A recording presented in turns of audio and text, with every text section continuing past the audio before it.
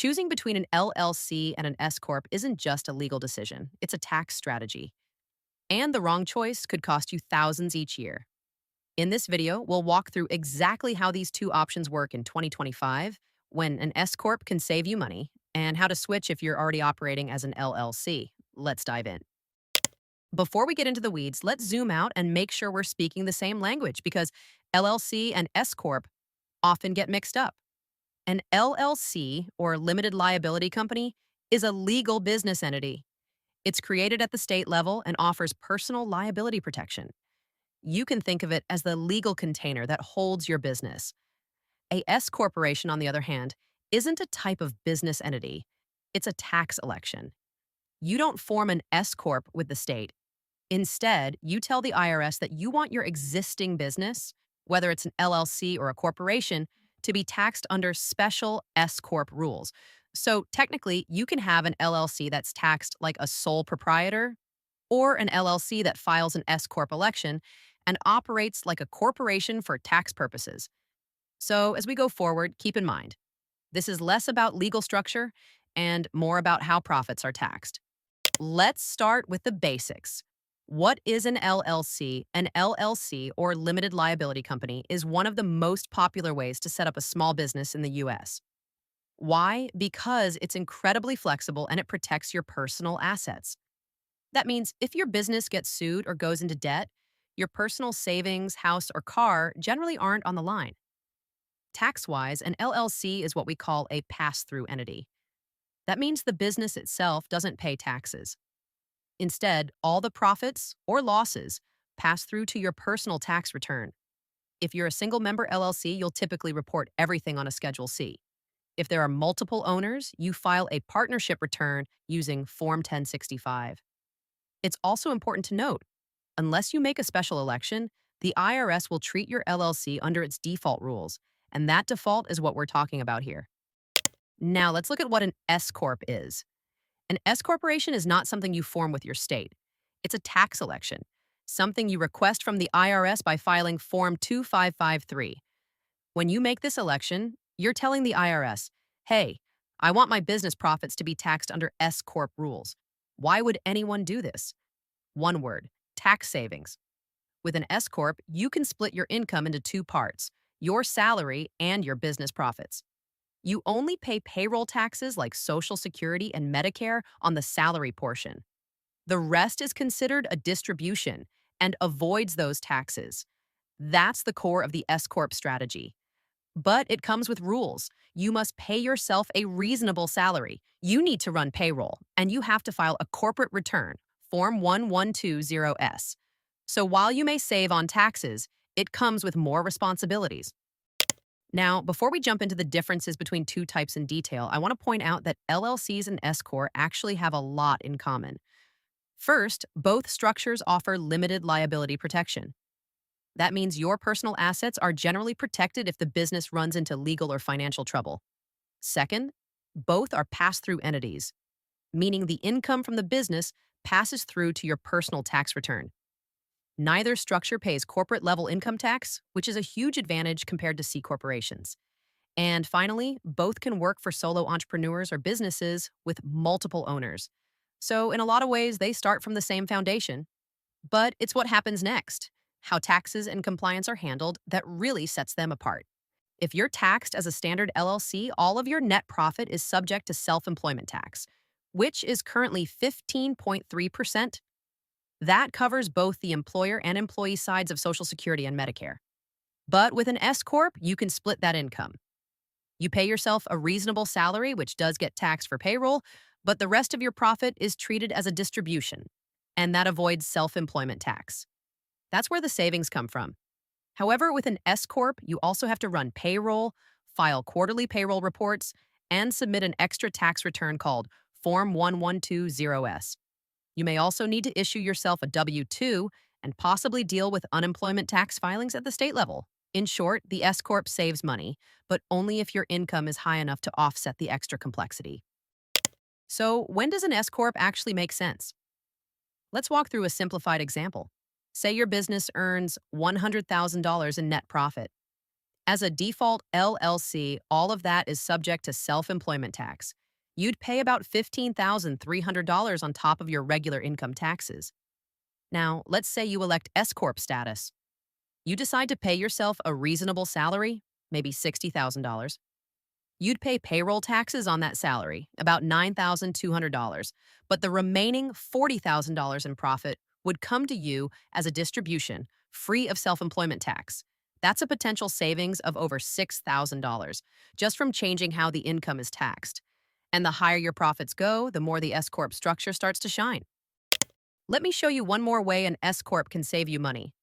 It's called the pass-through entity tax, or PTET, and it's especially powerful if you live in a high-tax state. Since 2018, there's been a $10,000 limit on how much state and local tax you can deduct personally on your federal return. That cap can seriously reduce your write-offs in places like California, New York, or New Jersey. But PTET changes that. If your S Corp opts in, your business, not you, pays the state income tax. And when the business pays it, it counts as a fully deductible business expense on your federal return. So instead of losing that deduction, you get it back, potentially saving you thousands. This is one of the biggest reasons high-income businesses are rushing to make the S Corp switch. As of 2025, more than 36 states offer PTET, and most let you opt in each year. If you're operating as a sole proprietor or a single-member LLC, you don't qualify. But if you're an S Corp, you're in. So if you're already saving money on payroll taxes with the S Corp strategy, PTT could take those savings even further, especially in states with high income tax. But S Corp aren't always the winner.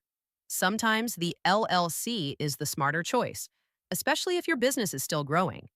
If your net profit is under $50,000, the savings from switching to an S Corp often don't outweigh the costs of running payroll, filing extra tax forms, and keeping up with compliance. Limited liability companies are simple and flexible. You don't need a payroll service. You can reinvest your profits without worrying about salary rules. And if you're testing out a new business idea or running a part-time side hustle, an LLC lets you stay lean and nimble until you're ready for something more formal. Let's talk about some important updates for 2025 that could affect your S Corp strategy. First, the IRS is tightening its focus on S Corp salaries. In past years, some business owners would pay themselves a very low salary and take the rest of their profit as a distribution to avoid payroll taxes. That tactic is getting riskier. The IRS is increasing audits on S Corp and looking closely at what counts as a reasonable salary, based on industry standards, location, and role. If you go too low, the IRS can reclassify your distributions and assess back taxes and penalties. Second, at the state level, we're seeing more states impose minimum taxes or fees on S Corp. For example, California still requires that infamous $800 minimum franchise tax, even for S Corp. Other states have annual report fees or extra filing costs.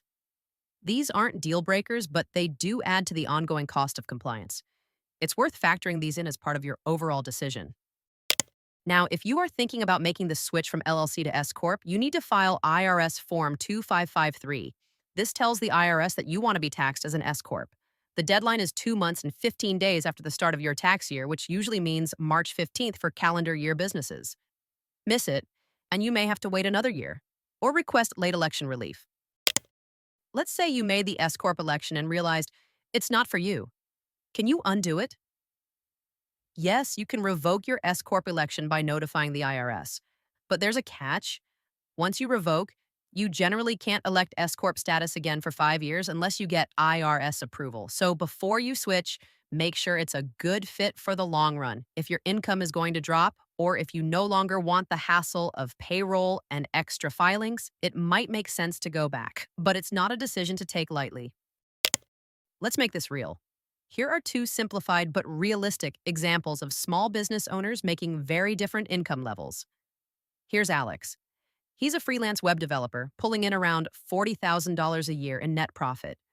He operates as a single-member LLC. He pays self-employment tax on the full amount, which comes out to about $6,120. There's no payroll to run, no W-2 to issue, just a Schedule C and some bookkeeping. It's simple and low cost. Now let's look at Taylor. She runs a small marketing agency and nets about $120,000 per year.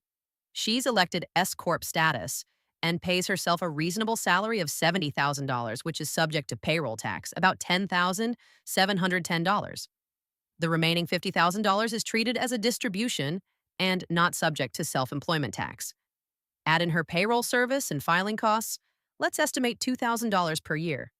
Her total tax and compliance cost comes to around $12,700, but she avoids self-employment tax on that $50,000 of distributions. Compared to paying full SE tax on the entire $120,000, she saves roughly $5,000 to $6,000 annually. The takeaway? If you're like Alex and just getting started, the LLC keeps things lean. But if you're like Taylor and bringing in six figures, the S Corp could pay for itself and then some. If you are still unsure, here's the decision framework. If your profit is under $50,000, stick with a default LLC. If you're between $50,000 and $100,000, do the math. The S Corp might save you money, but only if you can justify the salary and keep up with compliance. And if you're over $100,000, the S Corp almost always wins in terms of tax savings, especially over multiple years. But remember, taxes aren't everything. Think about ease of use, stress level, and your plans for growth. If you found this video helpful, give it a like, subscribe to the channel, and drop a comment with your business type or income range. I'd love to help you think through the best structure. Thanks for watching.